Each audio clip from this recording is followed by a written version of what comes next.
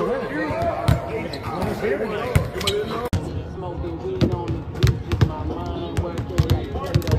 to come this past year and he didn't show up. I got a good feeling.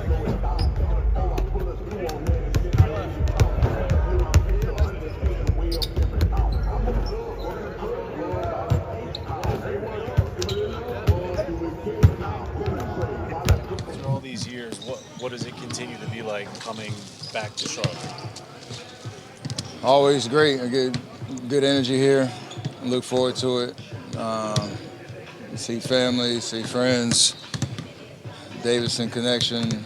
I try to enjoy it to the fullest because it's only one time a year, so still special for sure. I know you don't have much time here, but what is a typical Steph Curry trip to Charlotte entail? Are there any favorite spots that you like to hit up, restaurants? What are some of your favorite things you like to do here still?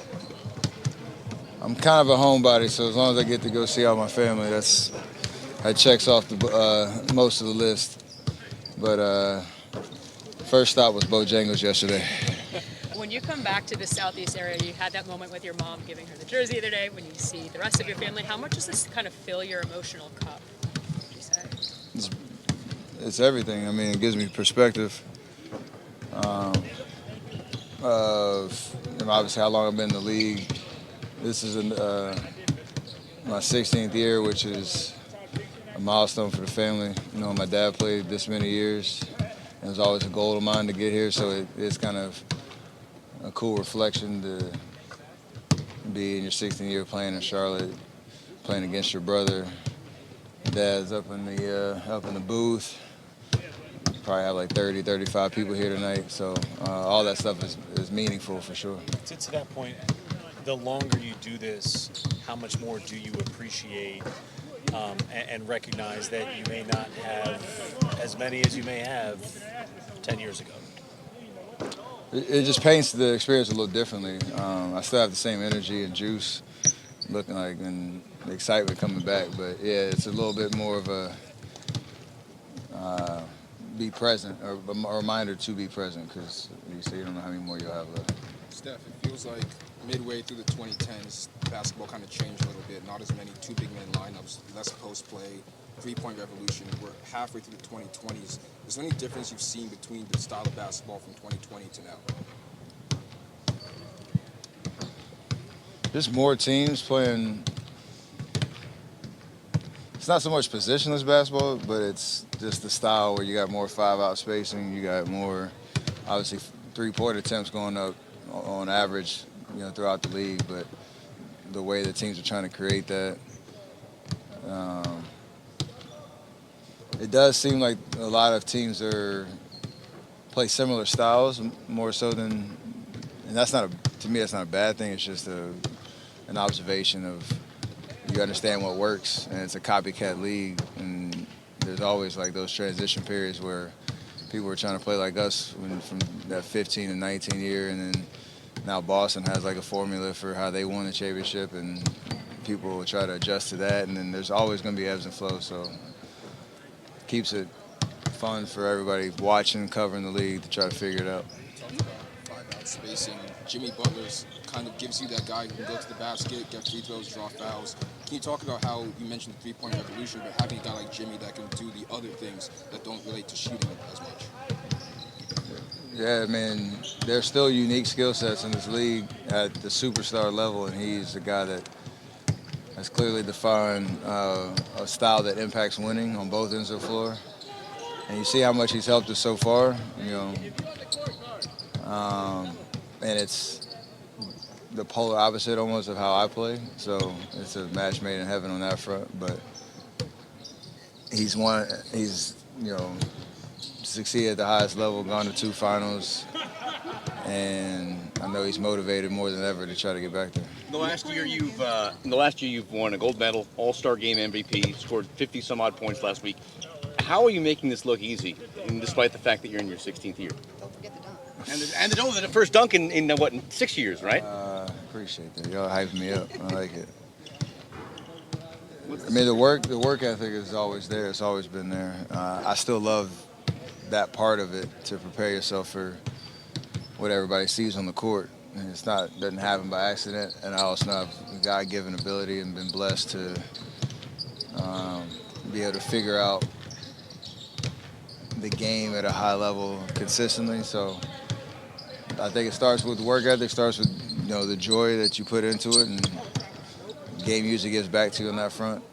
But it is very surreal, to be honest, like all the things that have happened over the course of the career. I was going to ask you, even in playing against Seth, it's not the first time, but just the perspective of the fact that you are still both here at this level, on this level, what does that mean?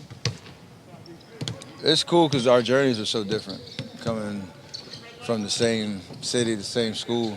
We played on this court in 06 against, maybe it was 05, December 05, against West Charlotte, my senior year, and Seth was on that team. And to think, like, how different our paths are going to be to now. He's a double-digit year NBA vet.